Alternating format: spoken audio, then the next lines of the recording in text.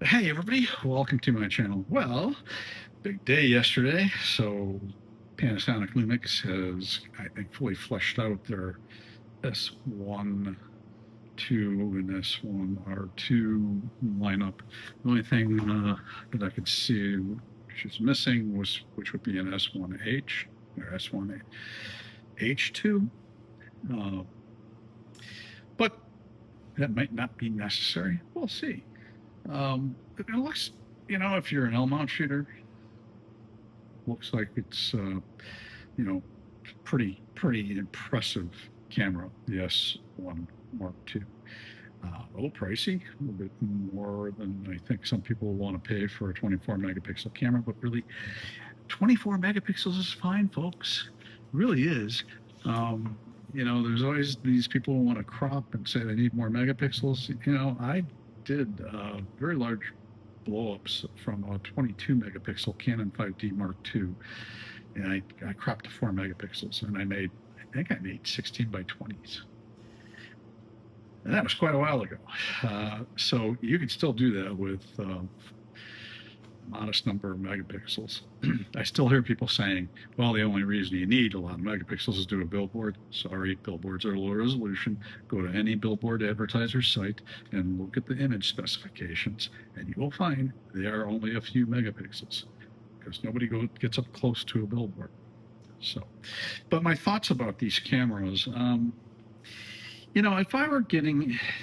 if I were starting out now, going into professional photography. And I'm sorry, my Micro Four Thirds cohorts probably won't like this. I would probably not go with Micro Four Thirds if I were just starting out. I mean, why not? Because there's a gatekeeper mentality, and there is, with some folks, a bias against crop sensor cameras. And the advantage that I have, and why I shoot Micro Four Thirds, is I've been doing this a long time. People in my area know me. They know I know what I'm doing. I never have anybody ask me about my cameras as far as quality wise.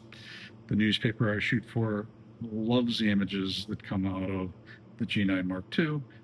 And they love the images that come out of the LX100 Mark II. So, I'm good. But if you're inexperienced, I think the thing to do is to kind of think about sticking to full frame.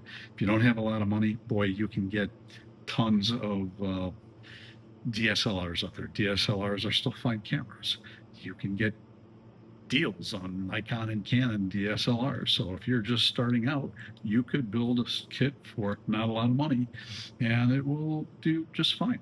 And you can always, once you start making money, move up to a mirrorless system if you want to.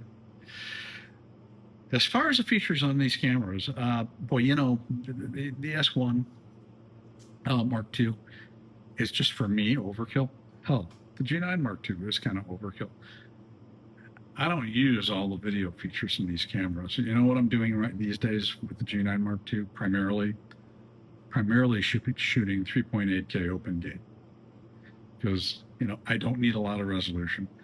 I generally don't upload 4K video to YouTube. I just do standard HD. Works fine. The advantage to the 3.8K open gate is you can crop it vertically, you can crop it horizontal, and boom, you're good.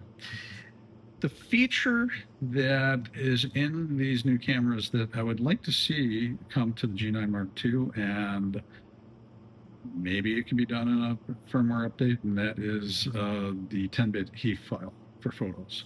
So 10-bit HEIF, which would probably obviate the need frequently to shoot RAW. I mean, if you had 10-bit HEIF files, which actually will shoot an HLG hybrid log gamma image, so actually create a high dynamic range image and not take up the room that a full RAW file takes up, especially Panasonic RAWs are, in my opinion, bigger than they need to be. I mean, they're bigger than Canon RAWs ever were when I was shooting Canon, as far as, per megabytes per pixel. You could just say, well, they could do that in firmware. Well, maybe. Sometimes there's a hardware limitation that means that you can't add something through firmware to a camera. I I think HEIF compression is probably fairly processor intensive. So the question is the G9 Mark II's processor able to do that? With the first G9, Panasonic Lumix kind of did a good job putting in a very fast processor, which allowed them to do a lot of firmware updates that were processor intensive. The other thing I like in these newer cameras is the switch that they have to switch from photo to video to slow and quick. So it separates everything out. Now, if you're using the G9 Mark II, you know that you can do that in the menus.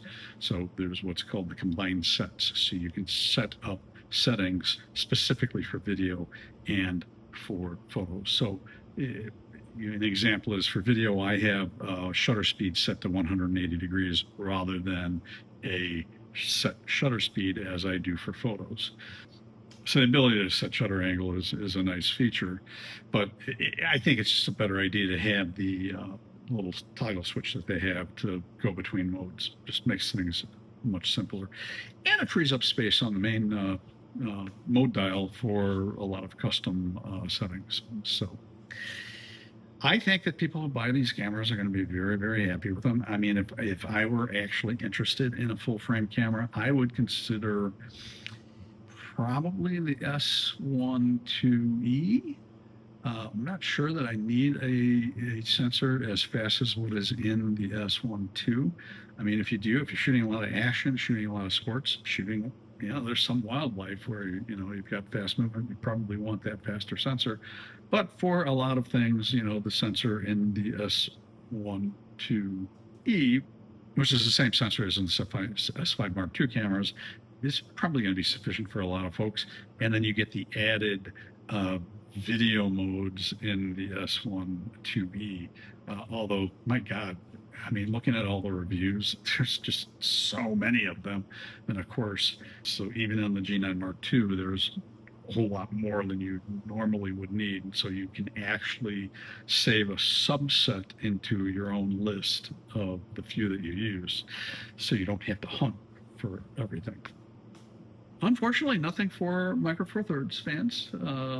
I was pretty sure that was not going to happen, but now that Panasonic has fully fleshed out this L-mount line, who knows? Maybe next go around we will get some new Micro Four Thirds cameras. That would be greatly appreciated.